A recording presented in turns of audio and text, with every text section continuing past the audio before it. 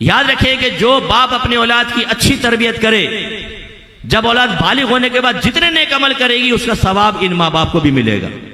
और अगर माँ बाप ने कोताही की, उनकी तरबियत नहीं की, नेकी का हुक्म नहीं किया, बुराई से नहीं रोका, और अल्लाह ताला की तरफ से भी ऐसे असबाब नहीं बने कि वो बच्चा किसी माहौल से वाबस्ता हो जाता, किसी आलिम से सीख लेता, चलो परहेजगार किसी और वसीले से बन जाता, ना बन सका और गुनाहों की दलदल में पड़ गया।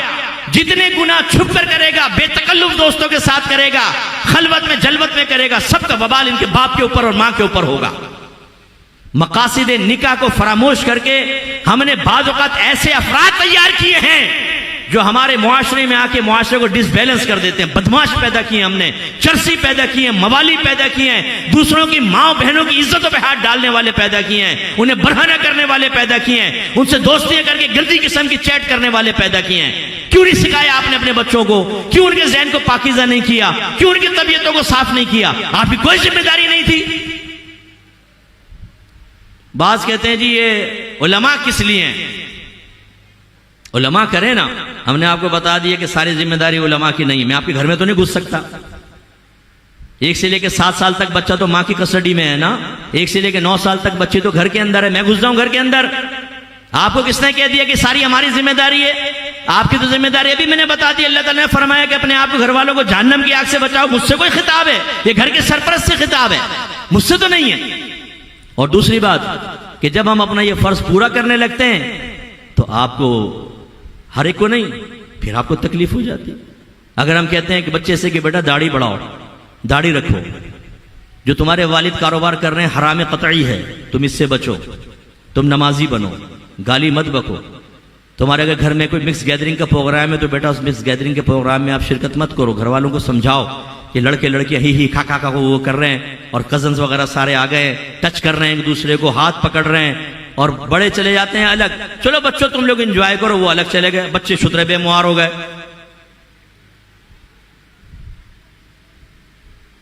तो अगर फिर हम अपना किरदार अदा करते हुए कहते हैं कि बेटा ऐसा ना करो, तो बहुत से माँ बाप हमें गालियां बकना शुरू कर देते हैं।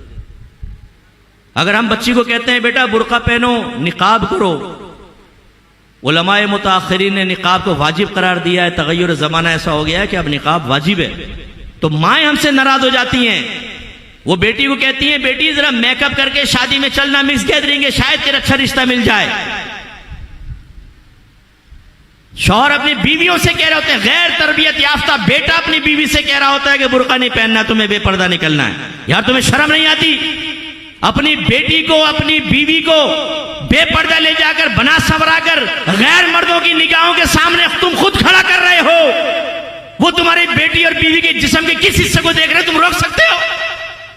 तुम्हें एहसास नहीं होता कि कोई देख देख के क्या जहन के अंदर गंदे ख्यालात लेकर आ रहा होगा? आप में से बहुत सारे ऐसे बैठे होंगे जो औरतों को देख के गंदे ख्यालात जानबूझ के जहन में लाते हैं, उससे जिना करने के और गंदे मुआमलात करने के, टच करने के और फलाना फलाना करने के। ये शैतान फौरन हमारे जहन में डालता है। तो हमारी बेटी और बीवी निकलेगी तो सारे के दिमाग पे कुफले मदीना लग जाएगा कि जैसे वो सोचना शुरू करेंगे एकदम एक हैबतनाक बला से, खबरदार इस पप्पू की बीवी को नहीं देखना है तो उन्हें सोचना ना, अंधे हो जाओगे। ओए चलो भैया साहब, ऐसा है? बंद सवर कर, चुस्त लिबास पहनकर शौहर पीछे बिठाया हुआ है, शौहर ने खुद बिठाया हुआ है और लेके जा रहा है शादी ब्याह के अंदर। ये तुम्हें शर्म नहीं आ रही? तुम्हारी बीवी को लोग देख रहे हैं। अच्छा गैरतमंद भी होते हैं इनमें, बात बहुत गैरतमंद होते हैं। वो कैसे? सिग्नल पर रुके ना, पीछे बीवी बैठी, इधर 2 लड़के आके रुक गए स्कूटर पे, एक देख रहा है बीवी को, बोलता है ओए क्या देख रहा है, निकल नीचे कर, क्या देख रहा है? यह है गैरत। कितनी जबरदस्त गैरत है ना, मेरी बीवी को देख रहा है। इसके अंदर तुम्हारे अंदर शऊर तो है कि तुम्हारी बीवी पे कोई ना देखे, लेकिन ये तो नजर आ गया तो तुमने मना कर दिया। और जो तुम देख ना सके कि तुम्हारी बीवी को देख के वो हिस्से नफ्स हासिल कर रहा है, वो उसमें गैरत कहां गई तुम्हारी? मेरे बच्चों, बहुत से नौजवान ऐसे बैठे होंगे जो दिल में इरादा करते होंगे, अपनी मां से कह दिया होगा अम्मी मैं बुरखे वाली से शादी नहीं करूंगा, मैं बुरका बुरका नहीं पहनाऊंगा। भाई तुम होते कौन हो ये कहने वाले कि मैं नहीं पहनाऊंगा? पहनाना पड़ेगा तुम्हें, नहीं पहनाओगे तो मैदान माशर में ये बीवी यहां खड़ी होगी जो बेपर्दा तुमने रखी, वो अल्लाह की बारगाह में कहेगी कि अल्लाह ताला मैं तो पर्दा करना चाहती थी, लेकिन ये बेगैरत इंसान ने मुझे पर्दा नहीं करने दिया, आज हिसाब किताब कर।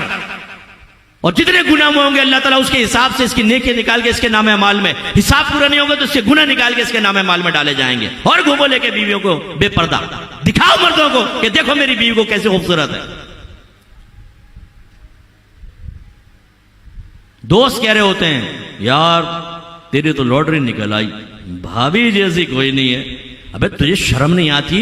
तेरी बीवी के बारे में कह रहा है भाभी जैसी कोई नहीं, तो क्या क्या देख लिया उसने तेरी बीवी के अंदर? तभी तो बोल रहा है तेरी बीवी जैसी कोई नहीं। और ये यार बस अल्लाह के नाम है यार, कभी फखर नहीं किया भाई ने। हाँ तू फखर करने के काबिल ही नहीं है, किस चीज में फखर करेगा? बेगैरती के ऊपर। तो हमारे जुमले सख्त जरूर है, क्योंकि आप आदी नहीं है इस किस्म के जुमलों के। पोलाइटली बयान करो, ठंडा ठंडा बयान करो। चौधरी साहब के लिए 2 जुमले, कारी साहब के लिए 2 जुमले, सरदार साहब के लिए 2 जुमले, खुश।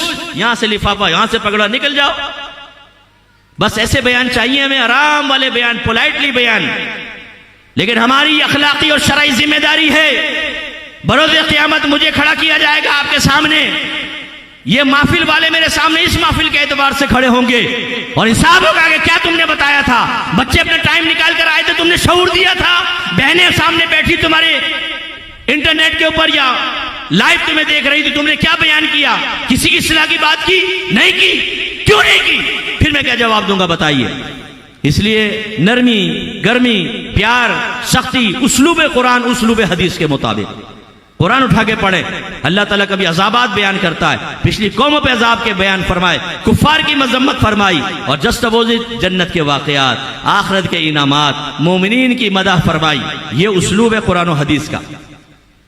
हमें भाई कोई परवाह नहीं है, आप जो करे, मेरे ऊपर तो कोई दुनियावी नुकसान तो कोई भी नहीं है, उखरवी भी नहीं है। मैं अपना फर्ज पूरा करूंगा। इसलिए सोचिए, जो मेरी बहनें यहां मुझे सुन रही हैं, बाद औक़ात शौहर कहता है यार बुर्का पहन लो, देखो ज्यादा मुझे मत बोलना, मैं के चली जाऊंगी। मैं इसलिए नहीं की थी शादी कि मैं मुल्ला नहीं बनूं, कपड़े इसलिए बनवाती हूं मैं 10,000 रुपए के बुर्का चढ़ा लूं ऊपर।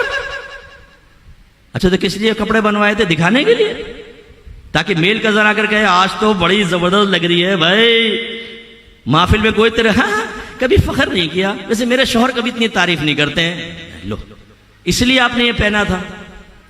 ऐसी बहनों से मेरी गुजारिश है, मेरी बहनों नाराज मत होइएगा, हम आपका मजाक नहीं उड़ा रहे, ना आपको खुदा न खास्ता हकीर समझ रहे हैं, लेकिन आपकी चीखें सुनने वाला भी कोई नहीं होगा। मर के तो देखें, शरीयत के खिलाफ जिस तरह हमारे मुसलमानों ने, खुद कुफार ने नहीं, मुसलमानों ने अल्लाह में बगावत उठा लिया है कि ना अल्लाह की मानेंगे, ना रसूल की मानेंगे, ना बुरसाए अंबिया की मानेंगे, वो करेंगे जो हम कर रहे हैं। तो इंतजार करो फिर रोने का, शर्मिंदा होने का, नदामत का, अज़ाबात कब्र का, मैदान महशर में जलील होने का।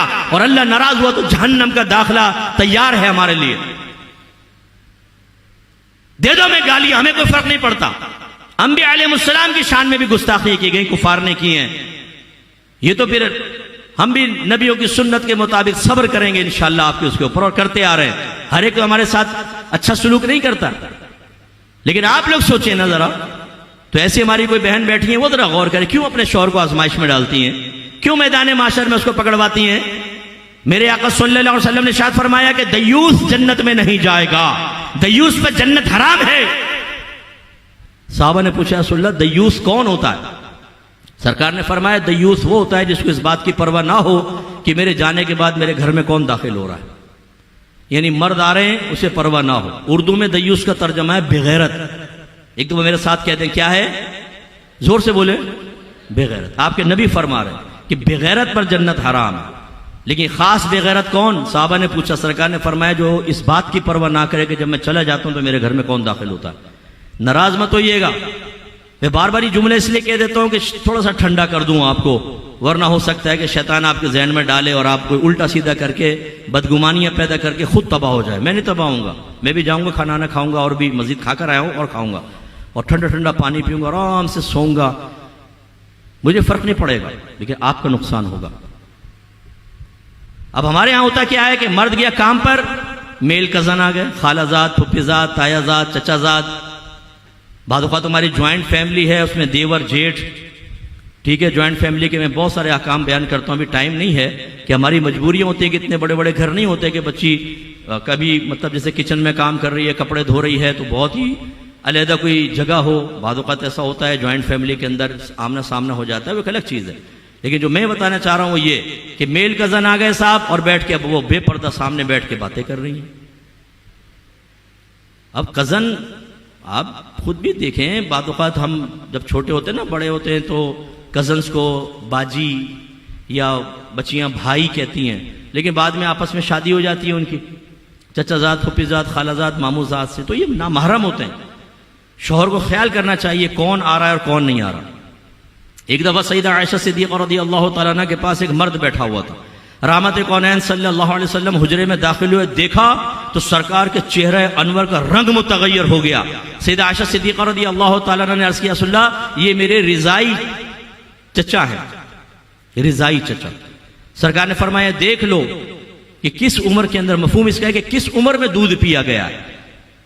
यानी 2.5 साल, जो हम कहते हैं अहनाफ, 2.5 साल की मुद्दत में दूध पिया है तो रज़ाई रिश्ते बनेंगे। तो इसका मतलब वो रज़ाई थे, महरम थे, दूध पीते चचा थे, तो इस वजह से फिर वो। लेकिन सरकार ने जब अव्वलन देखा चेहरे अनवर का रंग मुतगय्यर हो गया कि मेरे घर में एक ऐसा आदमी जिसको सरकार नहीं जानते थे। और ऐसे ही एक मरतबा बीबी हफ्सा रज़ियल्लाहु तआला अन्हा के दरवाज़ा को शख्स बजा रहा था, तो सईदा आयशा की बारी थी। आपने सरकार से कहा कि देखें आपके हुजरे में एक आदमी दरवाज़ा बजा रहा है, तो सरकार ने फरमाया कि नहीं, उनसे उनका रिज़ाई रिश्ता है। तो खुलासा कलाम यह है कि ये होता है, सरकार ने जो आपके नबी ने फरमाया कि भाई अपने घर के अंदर देखो कौन आ रहा है कौन नहीं आ रहा।